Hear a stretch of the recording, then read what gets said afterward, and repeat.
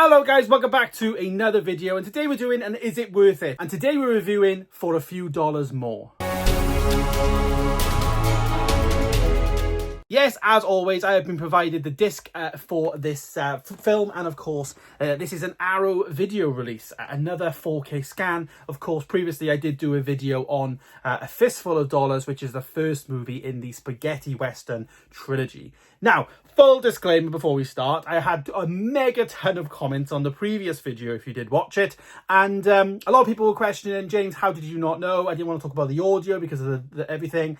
Now, I never ever Google a film because I don't want to see like the Rotten Tomatoes score and then all of a sudden kind of in the back of my mind like it's got a score of like 50%. I should give it a 2.5 star, yada yada yada. I didn't do any I never do that with films. I try and stay away from trailers if I can. I never really like to be spoiled. I've done it many times and I've been spoiled and I've been influenced, especially at the beginning days of YouTube on this channel, and within 6 months of starting this channel I stopped researching and everything. Now that was my bad. I should have researched because of course that audio, there was no audio issues in that Fistful of Dollars version. It's just my perception because of the whole thing of the dubbing. For anyone that doesn't know, basically these spaghetti westerns, where it comes from is basically spaghetti is Italian, of course, and all the films were kind of filmed in the actors' own languages. So you had Spanish, Italian and English, and they were, you know, dubbed then for the different markets when they actually were released. So some of the audio doesn't line up because one of the actors might be speaking in Italian, whereas then somebody else isn't. So for me on the English track, it doesn't line up. That does happen in this film as well, but obviously now knowing that, it's a big help. So of course, For a Few Dollars More is the follow-up, of course, to A Fistful of Dollars, and surprisingly it came out a year after it, in 1965. Again, this is the second part of the trilogy, Sergio Leone's trilogy, that in a nutshell basically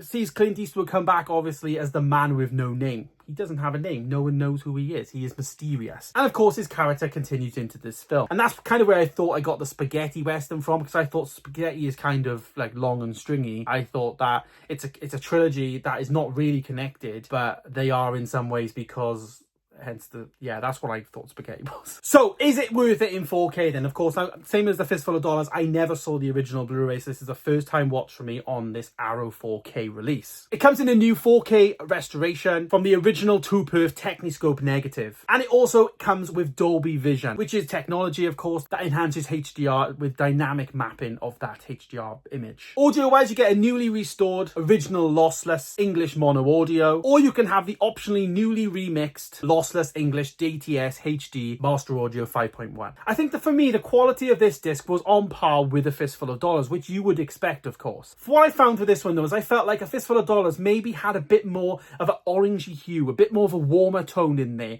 You know, like I said, with the red lipstick of the females, that was kind of popping in that film. In this film, it didn't really feel so warm at some points. There was like, you know, close-up shots, it didn't really feel like, you know, tangy in terms of that orange tang of it, which I personally prefer that orange tang whenever I watch films, especially, you know, on the TVs that I have in the house. I kind of like to put that little saturation up a little bit. I kind of like that in my personal viewing. So in comparison to Fistful of Dollars, which did have that, quite a bit, this one didn't. It did feel not so orangey at some points and didn't have that warm tone, which definitely isn't a bad thing because you can add up that if you want. That was one of the initial things I definitely saw when comparing these two films. Audio-wise, though, I will say this is where the disappointment for me lies. Yes, they've got this 5.1 master audio, but I'm somebody that's a bit of a Dolby Atmos and DTS-X nut. I kind of want that spatial audio. So whenever you get a 4K release, it's one of the first things I want and expect is that good audio. Now, there is this new DTS HD master audio, of course, that's been remixed, and my receiver does do a lot of like upscaling and does a bit of Neural X, I think it is, for DTS when it's converting that track, and it does it quite well. But it would be nice to have a dedicated spatial audio track on there. Nonetheless, though, I did get a good experience with it. There was certainly some things happening in the height channels, but as I say, that is receiver specific, so depending what receiver you have will determine if you get that neural engine that actually does that for you. The film itself, though, I thought was really good. I gave it a 3.5 star. A Fistful of Dollars I gave 4.5 stars. I thought that was exceptional. I thought it was really good. This one just was a little bit long for me. It came in at 2 hours and 12 minutes, which for me was a little bit long for the type of film that it is. It's actually 40 minutes longer than the previous one, so for me, length of the film was just a bit of a problem. But you know, there were some bits in it that were probably a bit extrude and a bit long, but that's obviously the film itself. But as I say, if you you have watched the Fistful of Dollars disc and you really like that, you probably will get more or less the same experience with a few dollars more. As I say, the only thing with this one though is it just felt that saturation and those warmer tones were just a little bit pulled back for some reason in this one. I'm not sure why, but it just felt a little bit less warm in some certain aspects. If you're interested though in a few dollars more, this has a release of the 26th of May and will be hitting stores on Monday the 26th of May. It will be released on a 4K disc in a limited edition packaging. This includes reversible sleeve featuring original and newly commissioned artwork by Tony Stella, and also comes with a bound collector's book featuring new writing on the film by Glenn Kenny, Priscilla Page,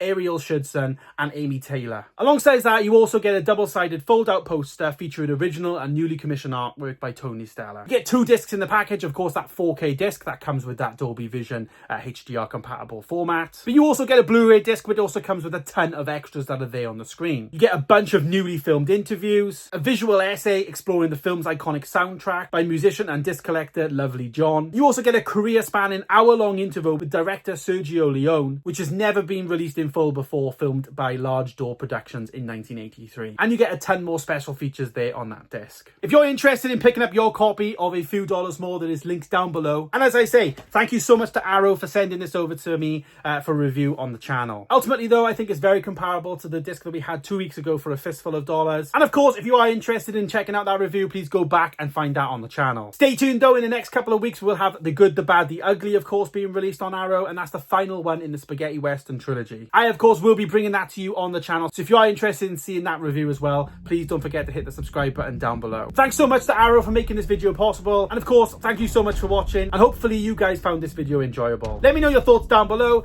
don't forget to subscribe, and of course I'll see you in the next one. Goodbye.